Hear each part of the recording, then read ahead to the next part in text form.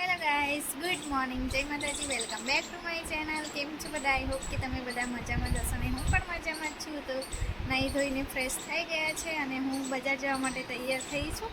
મારા હસબન્ડની આજે રજા છે, તો હસબન્ડ અત્યારે તો હાલમાં ગામમાં છે, તો એમને મેં ફોન કર્યો છે તો આવે જ, એટલા માટે હું બહાર બેઠી છું એમની રાહ જોઈને. તો વાસ્તા મારી ઊંઘે છે અને તૈયાર કરી દીધી છે અને હું પણ તૈયાર થઈ ગઈ છું. તો આજે બધું સામાન મારે લેવાનું છે, એના માટે હું જાઉં છું બજાર રાજપીપળા. તો તમે બધા પણ વિડીયોમાં બન્યા રહેજો અને વિડીયો ગમે તો લાઈક શેર કરવાનું ભૂલતા નહીં. તો ચાલો બન્યા રહો વિડીયોમાં.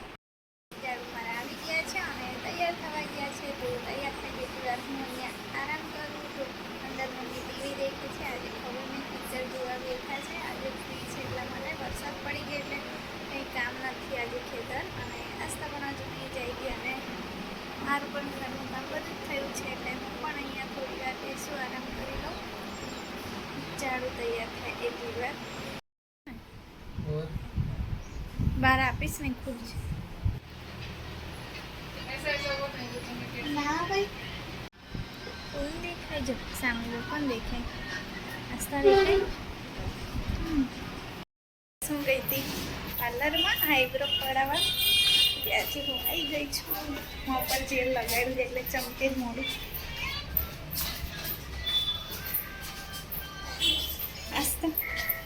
આસ્તામાં થોડામાં રહીને કરવું પડ્યું.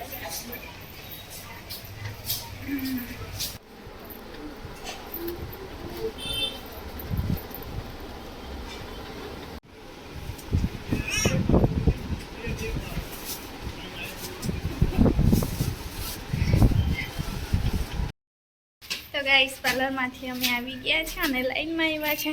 પિંકીબેનની તબિયત સારી નહીં, તો એમને મળવા માટે. આસ્તા ઉચકીને ચડવાનું બહુ થાકી જવાય. રાજપીપળાથી અમે આવી ગયા છે. આવીને એક બે શોર્ટ વિડીયો બનાવ્યા અને હવે હું જાઉં છું ચા બનાવવા. તો પહેલાં તો હું કપડાં ચેન્જ કરી નાખું, ગરમી એટલી લાગે છે ને. જો અમારા ટેલરનું કામ છે આવું, ખબર નહીં કેવું ફિટિંગ કરી આવ્યું છે. જો એકદમ ઢીલું. તો મને આવું નહીં ફાવતું, પણ હવે કંઈ નહીં. ખાસ કરીને બજારમાં નહીં જવા મળતું એટલે મેં કીધું ચાલશે. હવે તો હું મારા ઘરે જઈશ તો મારી બેન પાસે કરાવી દઈશ કમ્પ્લેટ. તો મારા ટેલરનું કામ મને નહીં ગમ્યું, એકદમ ઢીલું.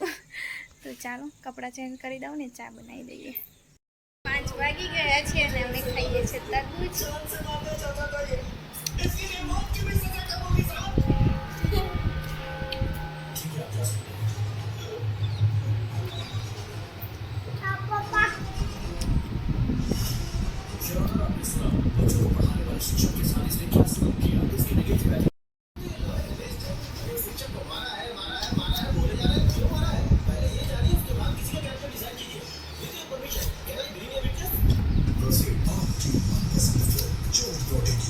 ખાવાની રહી છે બી ખાતી ઝાડ નહીં ખાતા. તો ગાઈસ, મારી આસ્તા આવી ગઈ છે. દાદાના ઘરે રમતી હતી, કાકાના ઘરે તો આવી ગઈ છે.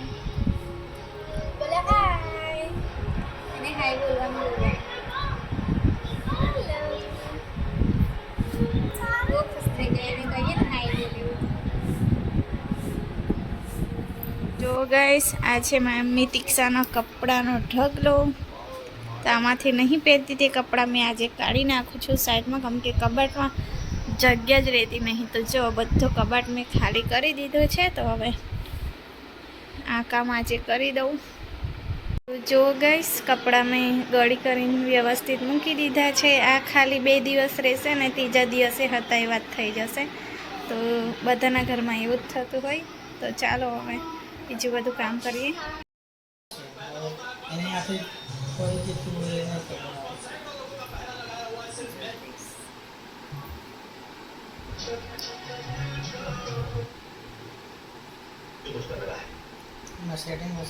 હેલો ગાઈસ ગુડ મોર્નિંગ, જય માતાજી. તો ગાઈસ ગઈકાલનો મારો વિડીયો ચાલે છે. તો ગઈકાલે મેં વિડીયો એન્ડ નહોતો કર્યો કેમ કે અમે ગયા હતા રાજપીપળા અને આવીને જમવાનું બનાવ્યું ને એટલામાં તો અંધારું પડી ગયું હતું. અને અંધારું પડ્યું હતું એટલે બધા લોકો ઘરની બહાર થોડી વાર બેઠા હતા કેમ કે આજકાલ અમારા ગામમાં એટલે કે આસપાસના દરેક ગામમાં એક ભય ફેલાયો છે, જેના લીધે લોકો દિવસે પણ આમ ડરતા ડરતા પોતાના કામ ધંધે જાય છે. તો બધા એના વિશે વાતો કરતા હતા બેસીને અને લોકો આખી રાત ઉજાગરો કરે છે. તો મને પણ બહુ બીક લાગે છે, મને વધારે જ બીક લાગે છે કેમ કે મને મરવાની બહુ બીક લાગે છે એટલા માટે.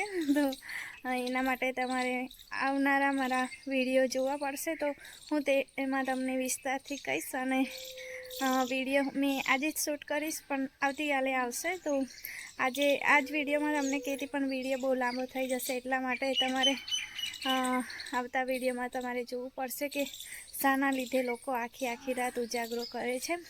તો ચાલો ગાઈસ, આ વિડીયોને મેં અહીંયા જ એન્ડ કરીશ. ફરી મળીશું આવતા નવા વિડીયો સાથે. ત્યાં સુધી જય માતાજી, બાય બાય.